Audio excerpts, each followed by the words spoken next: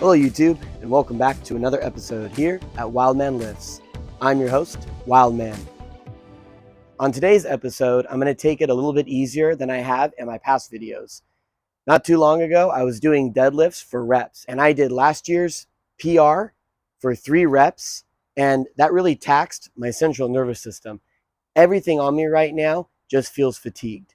So I'm going to dial it back a little bit, and I'm going to do a shoulder press workout, and I'm going to take you along for the ride.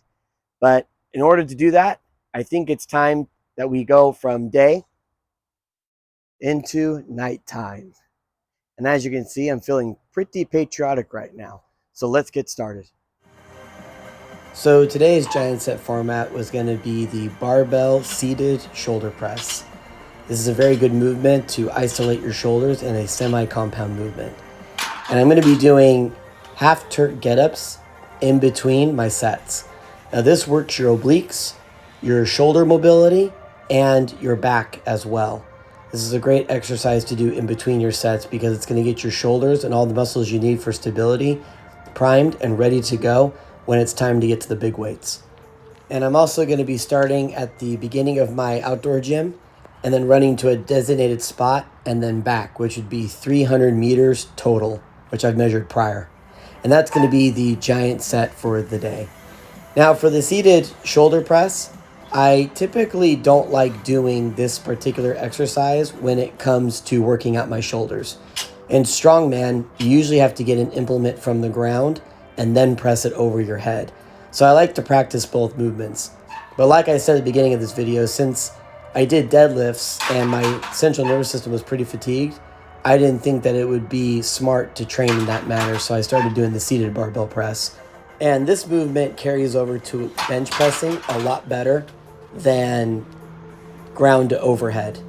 So if you want to work your shoulders and build more shoulder mass and develop your bench press, do the seated shoulder press with a barbell. It will absolutely carry over to the bench press. But I use bench pressing as more of an accessory movement to my overhead lift, so that's not really a concern for me. I'm more focused on getting things from ground to overhead because that's what's more practical and that's what I enjoy doing more. Now this was my top set for the day, and I wasn't supposed to be doing this heavy of a weight. This is going to be a PR, and I was feeling really good. 225 went up super fast, so I thought, hey, let's give 250 pounds a shot. And although it was a bit of a struggle, it went up, and I was very pleased with that. Now, here's what I got set up here. This is the weight I just hit. Those 2.5 pound plates are the most underutilized weights in the world. I could have easily tried to do 255, and I probably would have missed that. But because I just did a 5 pound PR, I was able to make it, and it seemed to be the perfect weight. And for the seated press, I don't bring the seat perfectly upright because you're going to impinge your shoulders like that. That's an unnatural movement. Clicking it back one more will give you the kind of angle you need to isolate your shoulders in a safe manner. Now for my volume giant set, the plan was to do 3 rounds of 5 repetitions with 185 pounds. But I was surprisingly feeling really good on this night, and I don't know why. It could be that I'm working out at night. It could be that all those heavy deadlifts I did just kind of prepared my system to hit this for more weight, but I was feeling really good. So I just kept pushing in this first round and got to 12 reps, and I knew I had to adjust my numbers. Now for the giant set for volume, I decided to continue to do the half Turk get-ups. And you can see from this angle just how much it's going to work that shoulder mobility. You're trying to keep that kettlebell over the joint of your shoulder as you move the whole time. And I continued to do my 300-meter runs in between.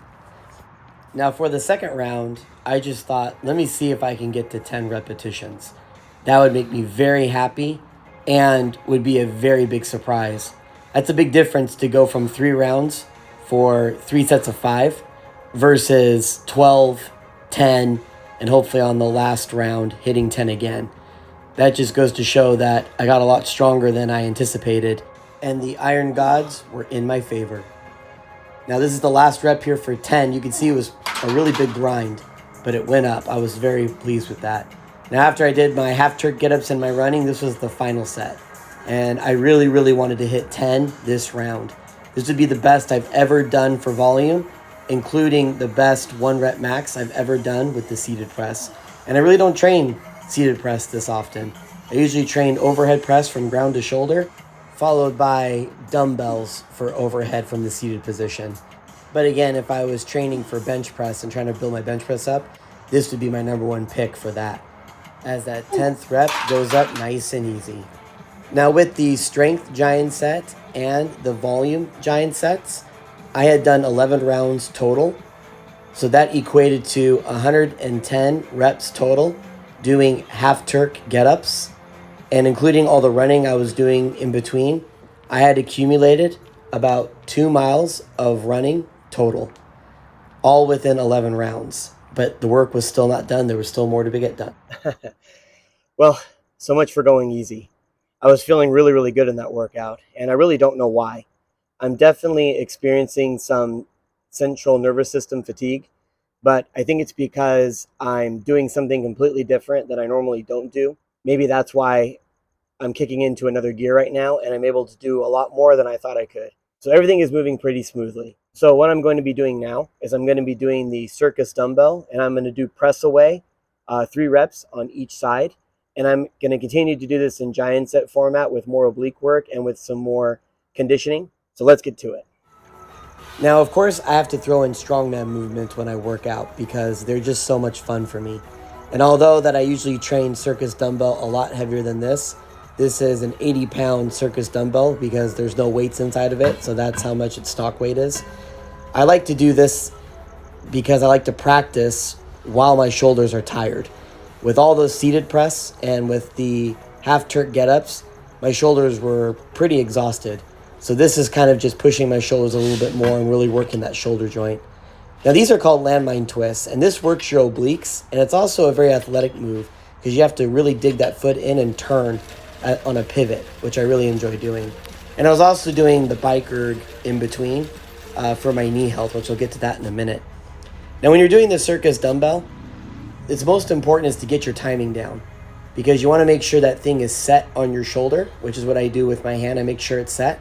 And then when I press through, I'm making sure that when my legs pop up, then I'm able to catch it almost at the top. But since, again, my shoulders were so tired from all the other work I was doing, this was actually proving to be a pretty good, decent workout.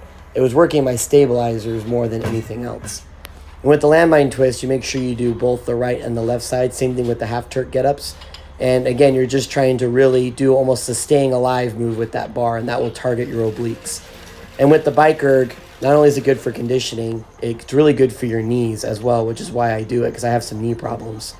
If you actually turn your foot a little bit differently on the bike, dependent upon what part of your knee hurts, you can actually target some of the recessive muscles in your knees that are kind of hard to get because your major muscles want to take over and want to support your knee. If you're going to isolate your knee, then you just simply do a bike erg, very little weight, very little resistance, and you just try to get your foot to an angle where it targets those recessive muscles. And I've had knee problems since high school from running cross country, and this has proven to help, especially when it starts getting cold in the wintertime. Now for my accessory giant set, I was doing these side delt raises for shoulder stability, and I was getting on top of the box for extra resistance. And then I was doing tricep push-ups where I bring my hands in to isolate my triceps a little bit more. This is something that you need to work on periodically, especially if you're benching or doing overhead press, because triceps are important. And of course, my famous face pulls. And I was doing all 3 of these within 3 rounds. And then the bike erg to finish it off to make sure I was well balanced. Whew, and the workout is finished. Now, yes, I wear my sunglasses at night. And no, I can't play that song because it's a copyrighted song. And I'm sure the singer and the producers and the writers would all sue me if I played that song. But it would be fitting kind of right now, wouldn't it? I really enjoy working out at nighttime. There's just something about night that I've always loved. I used to work graveyard shifts and I loved it. This was a great session and I hope you enjoyed seeing all the PRs that I made today. And hopefully you learned something too and you can apply what you like to your own workouts. Until next time, thank you.